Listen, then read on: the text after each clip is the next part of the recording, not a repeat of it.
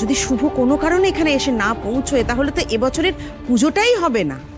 আমার তো মনে হচ্ছে আদি শুভর উপর ভরসা করে একটু ভুলই করে ফেলেছে। তার থেকে যদি দেশের অফিসের কাউকে পাঠাতো তাহলে বেটার হতো।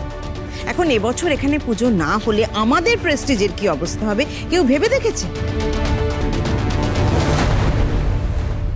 পুজো হবে মা।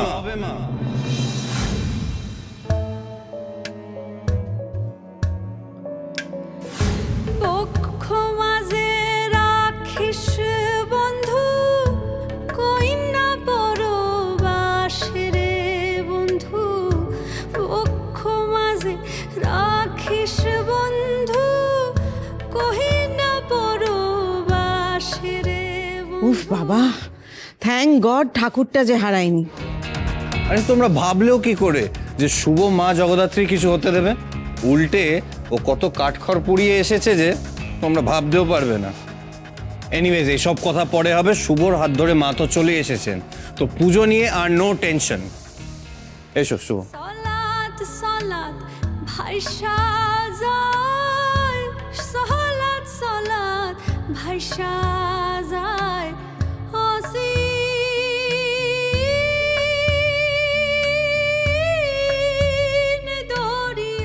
ঠিক আছে সুমা, বড় চিন্তা ফেলে দিয়েছিল আমাকে।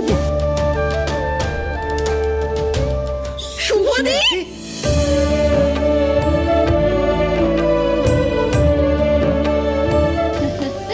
ভালো আছিস? কতদিন পর দেখা। থ্যাংক গড, আমরা তো ভাবছিলাম সবাই মিলে সার্চ পার্টি বের করব। বাবা, সবাই তো শুভকে দেখে একেবারে আহ্লাদে আটখানা। আয় মা, আয়।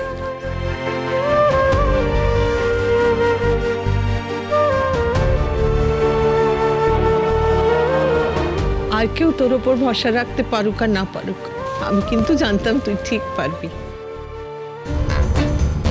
দেখলি কেমন টাই ঢিঝিস করে আমাদের চিমটি কেটে দিল।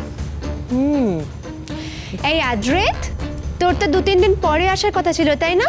হঠাৎ আজ চলে এলি? ও শুভ এসছে বলে বুঝি? সে তো বটেই, তবে আজ শুভ না এলেও যে আমি বাড়ি আসতাম।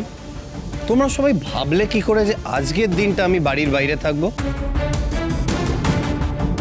ওয়েল, তোমরা গেস করো কেন আগে বাড়ি ফিরলাম। কেন আবার? তোর কাজ হয়ে গেছে তাই? No, anybody else? তাহলে এখানে কোনো কাজ? না। কি বলতে চাইছিস কিছুই তো বুঝতে পারছি না। আমি বলবো কেন? ও নাকি আমার আদ্রিতের মনের কথা গেস করবে। বলো।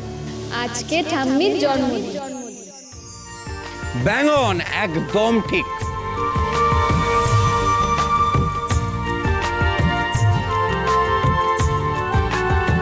ঠাম্মি, শুভ জন্মদিন।